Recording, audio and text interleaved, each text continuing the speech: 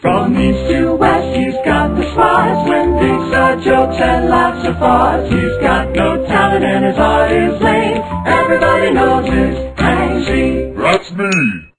Presented by Squarespace. His palms are sweaty, knees weak, arms are heavy. There's vomit on the sweater already. Mom's spaghetti. That's a line from Eminem. At one time in my life, for better or for worse, the rapper in his documentary 8 Mile told me everything I needed to know about Detroit. That it's blue collar, that it's hardworking, and everyone's friends with Mekhi Phifer. Behind me is Mr. Mather's childhood home, which all very well may be true, or at least 2/3 of it. Okay, maybe only half. But duh, the truth is Detroit's in bad shape. After years of political corruption and auto industry adios, it finally filed for bankruptcy in 2013. An entire city. One that's considered an American backbone, fucking broke. That's pretty messed up, right? But after spending the week driving around, eyes wide from urban decay and ruin porn, I found it to be a lot more colorful than B-Rabbit originally portrayed it to be. Which makes me ask the question, what does all this bright paint mean? Detroit is, for the most part, really a graffiti culture. Right. Like, I'm gonna go up and I'm gonna crush it, and I'm not gonna get in trouble. In recent years, Detroit has become a must-hit target for anyone looking to paint their name on the wall. In addition to a good number of homegrown talent, the large walls of areas like the Grand River Creative Corridor or Eastern Market has attracted some of the biggest names and crews in today's graffiti scene. Better call Muhammad, because it's become a mecca. And while driving around with Jesse from 1X Run and Interstate Gallery, it's easy to see why. It's like the wild, wild Midwest out there. Empty lots, abandoned buildings, but most importantly, a general lack of legal repercussions. You go to LA, you go to jail. You go to New York, you put up a sticker, you go to jail. I mean, they catch you, you're going to jail tonight. Absolutely. You know, and you come to Detroit, you can do burners until daylight. Burners in the fucking daylight? Coming from NYC, that's totally bizarre, right? And we're not talking about quick get-ups either. We're talking about elaborate pieces that take hours to paint.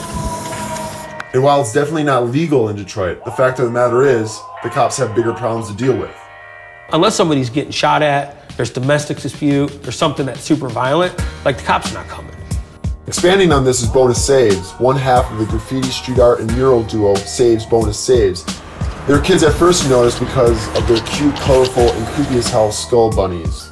We're in a unique position here. I mean, this city is going through hell and back right now, and there's not enough feet on the ground. And we're doing more positive work.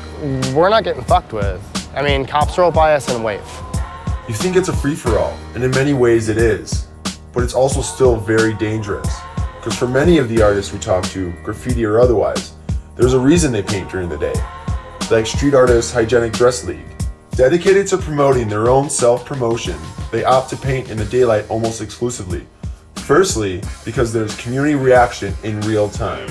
We came back, those are ours, the gas masks. Oh yeah, congratulations, because I'm the one to be taking pictures of. Yeah. And secondly, safety.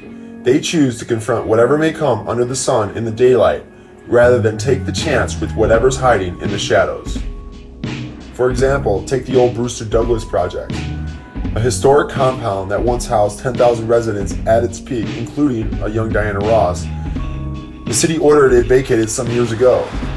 It juts out of the Detroit landscape like large urban gravestones, and it's been attracting artists for years due to its enormous and unique appearance. But it was July of last year that they happened to pull out the body of a young man. He was later identified as Zoo Project, a 23-year-old Parisian street artist whose murder sadly remains a mystery to this day. Things have deteriorated so much out in the neighborhoods that, and you know, I mean, Detroit's so big. I mean, there's just miles and miles of empty and burned out. When you have an economy that's, you know, built on the big three and there aren't the jobs, what's going to happen? Eno Legay is pretty much a lifelong resident of the city. He also doesn't fit the bill of your typical street artist. The neighborhood I grew up in on the west side has never been as bad as it is now. And it won't come back in my lifetime. He's as soft-spoken as he is cantankerous, and if given the chance, would probably employ 3 lungfuls just to explain how he likes his coffee. I think I may have fucked up here. His art, mostly done with stencils on posters, deals with a lot of modern issues, like change and progress. Most of all, though, it deals with Detroit. What's going to happen here in Detroit is you're going to have an island of prosperity in downtown, and then you've got 130 square miles around that are in various states of dissolution. Well, what would you say? Is Detroit worth moving to? I mean, I'd encourage any young person with limited resources to come and get engaged. The price of entry is really cheap, and there's a lot of things going on in the city that speak to something that moves beyond what kind of got us to where we are. So of course, along with the smell of aerosol, something else is in the air. But can street art and graffiti really save a city?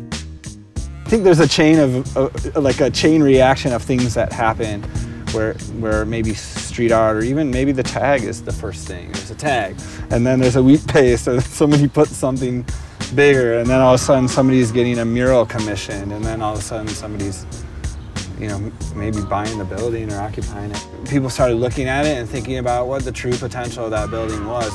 So the walls may be more colorful, but as my kindergarten teacher can attest, a painted turd is still a turd. Because if there's one thing I learned about living in Brooklyn, the initial appearance of colorful murals can be summed up with one ugly word, and it starts with the letter G. The story of gentrification is often ethnic neighborhood, artists move in, amenities come in for those artists, then like the quality of living goes up over time. This is Chad. Born in Detroit, I met him when we both worked on the same sweaty food truck one hot summer in New York City. He's since moved back home where he's focused on bringing young, socially minded entrepreneurs back to Detroit. The question of gentrification is always like really contentious, but the unique opportunity in Detroit is like to do it differently, and I think you see the artists and the young people who are moving to Detroit, and they're a lot more sensitive to context than maybe in a city like New York or San Francisco. Just more sensitive to the history, wanting to be involved with the community. And that's kind of what the ethos of this moment in Detroit is, and that's one of the exciting things about being here right now.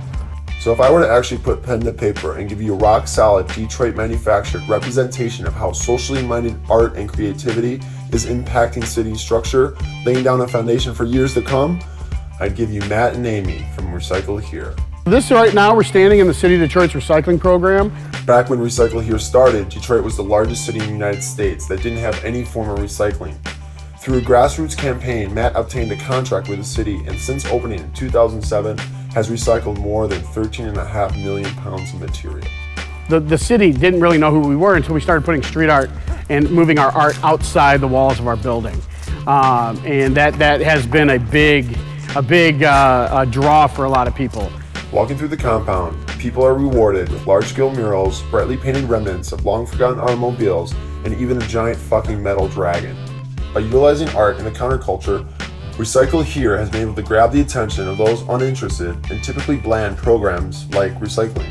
Most people didn't realize we're a city-funded program because we operated so unique. While no money ever exchanges hands when they are able to sell materials or collect cash from fundraisers, all proceeds go to an educational nonprofit they started here. So in a way, they use art and partying and garbage to fund the lives of the next generation of Detroiters. Will street art save Detroit? No, not on its own. But I do think that the debates that come up, whether it's art or vandalism, and the beautification that it will do is something that is going to help Detroit become a better place. And that right there is the crux of it. There's not one thing that will save Detroit, especially not silly street art. I'd be dumb as hell to think my stupid dick doodles would help rebuild an entire city. But art and creativity is something. It's a symptom of good things to come. It's because of art, folks like Matt and crew are able to make his program work. It's because of graffiti, Jesse is able to have a gallery and print shop where he employs a good deal of locals. See, Detroit's not all that bad. Goddamn Slim Shady lied to me. It's not all about hip hop and trailer park Kim singers. It's cheap rent for artists, like the Hygienic Dress League, with enough space to do whatever they want. There's good music and food and new businesses popping up every day, and smiles, forced or otherwise, are still to be seen. There's good times and fun. I mean, you can go to the ball game for cheap and eat a hot dog and drink a cold beer. Fucking Motown started here, for God's sake. There's just a lot of history in Detroit. And there's still a lot of history to be made. And that, my friend, is pure Michigan.